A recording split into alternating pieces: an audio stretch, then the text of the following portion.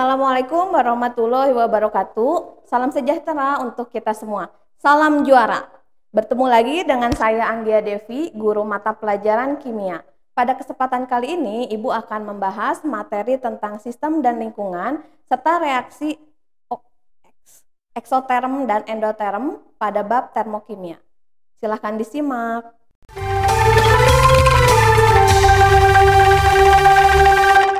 Kita mulai dari pengertiannya. Termokimia adalah cabang ilmu kimia yang mempelajari tentang kalor reaksi, yaitu pengukuran kalor yang menyertai reaksi kimia.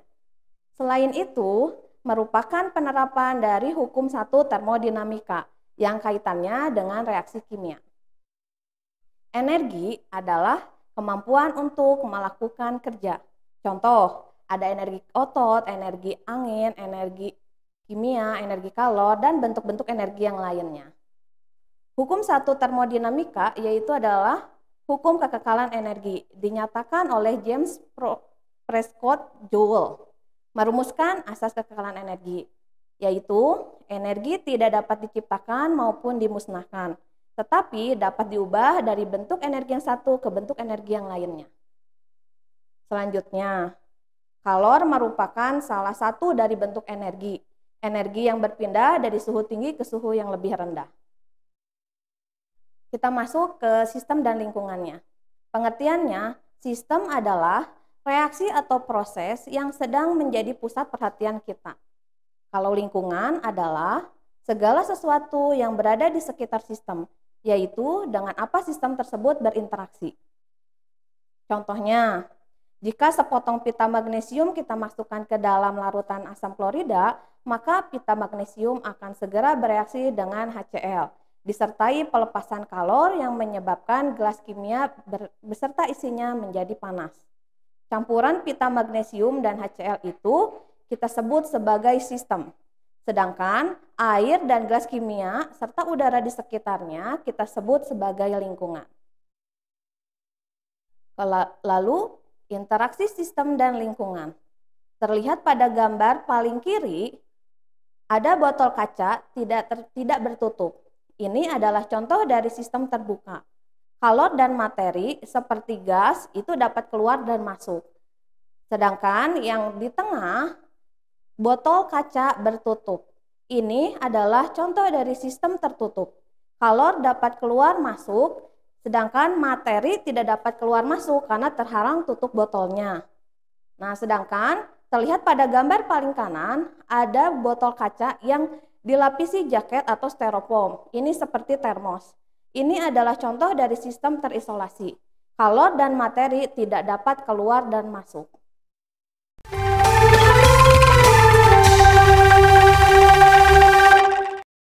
Interaksi antara sistem dan lingkungan dapat berupa pertukaran materi ataupun pertukaran energi. Disimpulkan sebagai berikut. Sistem terbuka, materi dan energi dapat keluar dan masuk. Sedangkan sistem tertutup, materi tidak dapat keluar masuk, namun energi dapat keluar masuk. Sistem terisolasi, materi dan energi tidak dapat keluar masuk. Selanjutnya, entalpi dan perubahan entalpi. Entalpi dilambangkan dengan huruf H kapital. Adalah jumlah total energi kalor yang terkandung dalam suatu materi. Dirumuskan sebagai berikut. Perubahan entalpi sama dengan entalpi produk dikurangi entalpi reaktan. Atau perubahan entalpi sama dengan jumlah entalpi produk dikurangi jumlah entalpi reaktan.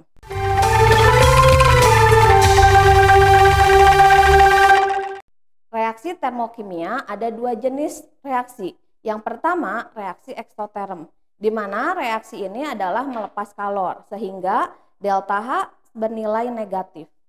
Reaksi yang kedua adalah reaksi endoterm, yaitu reaksi yang menerima kalor, delta H bernilai positif.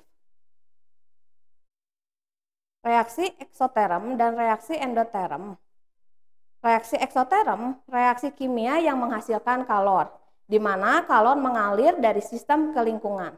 Sedangkan kalau reaksi endoterm, reaksi yang menyerap atau menerima kalor, sehingga kalor mengalir dari luar masuk ke dalam sistem. Digambarkan sebagai berikut. Reaksi-reaksi pembakaran seperti pembakaran kayu, pembakaran metana, pembakaran propana, dan reaksi antara serbuk aluminium dan besi oksida merupakan contoh-contoh reaksi eksoterm. Contoh lain reaksi eksoterm yaitu reaksi antara kalsium oksida dan air. Reaksi tersebut menghasilkan kalsium hidroksida melalui persamaan reaksi berikut. CaO ditambah H2O menjadi CaOH 2 kali dan panas. Tangan Anda dapat merasakan panas yang dilepaskan oleh reaksi ini. Tangan Anda termasuk lingkungan, menerima panas dari sistem yang bereaksi tersebut. Maka reaksi eksoterm delta H sama dengan entalpi produk dikurangi entalpi reaktan. Lebih kecil dari 0, delta H bernilai negatif. Sistem melepas kalor, maka entalpi sistem berkurang. Berarti entalpi produk lebih besar daripada entalpi pereaksi. Contoh untuk reaksi endoterm. Reaksi antara barium hidroksida BaOH 2 kali dan kristal amonium klorida NH4Cl dengan penambahan beberapa tetes air. BaOH 2 kali ditambah 2NH4Cl menjadi BaCl2 ditambah 2NH4OH. Reaksi ini menyerap kalor dari lingkungan. Jika reaksi dilakukan pada tabung reaksi, tangan Anda dapat merasakan dinginnya tabung karena sistem menyerap kalor dari tangan Anda, yaitu tangan Anda adalah lingkungannya. Maka reaksi endoterm delta H sama dengan entalpi produk dikurangi entalpi reaktan lebih besar dari 0 atau nilai delta H bernilai positif. Sistem menyerap kalor, maka entalpi sistem bertambah, berarti entalpi produk lebih besar daripada entalpi pereaksi. Perubahan entalpi pada reaksi eksoterm dan endoterm dapat dinyatakan dengan diagram tingkat energi seperti di bawah di slide.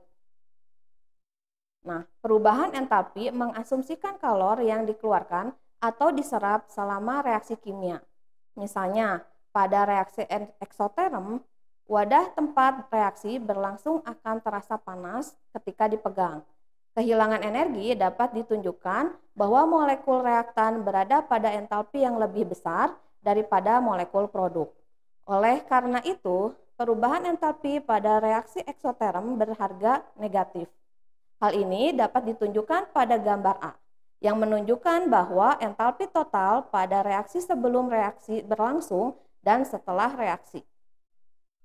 Gambar B menunjukkan perubahan entalpi untuk reaksi yang menyerap kalor selama reaksi kimia atau reaksi endoterm. Pada reaksi endoterm, wadah tempat reaksi berlangsung akan terasa dingin ketika dipegang. Kasus tersebut menunjukkan bahwa molekul reaktan berada pada entalpi yang lebih rendah daripada molekul produk.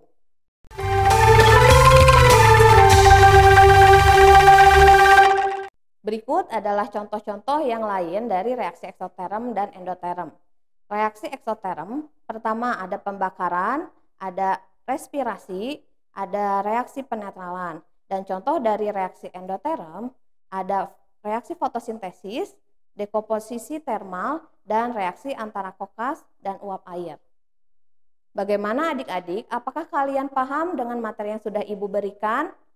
Mudah-mudahan semua paham ya. Baiklah, materi pada kesempatan kali ini dicukupkan. Mudah-mudahan materi yang sudah disampaikan bermanfaat bagi kalian semua. Terima kasih atas perhatiannya. Sampai jumpa lagi. Salam juara. Wassalamualaikum warahmatullahi wabarakatuh.